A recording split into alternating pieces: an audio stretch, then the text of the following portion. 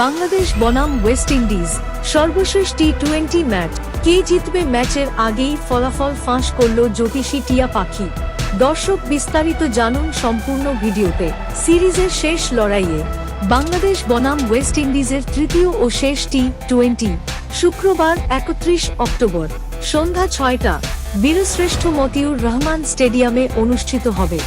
এটাই সেই ম্যাচ যা হতে পারে অলিখিত ফাইনাল, হতে পারে ট্রফি উঁচিয়ে ধরার মুহূর্ত, অথবা সম্মান রক্ষার শেষ চেষ্টা। টাইগাররা এরই মধ্যে দেখিয়েছে তারা কতটা ভয়ঙ্কর দল। সাইফের ব্যাটের ধার, মুস্তাফিজের আগুন বোলিং আর পুরো দলের অদম্য লড়াকু মানসিকতা, সব মিলিয়ে তারা এখন জয়ের জন্য তৈরি।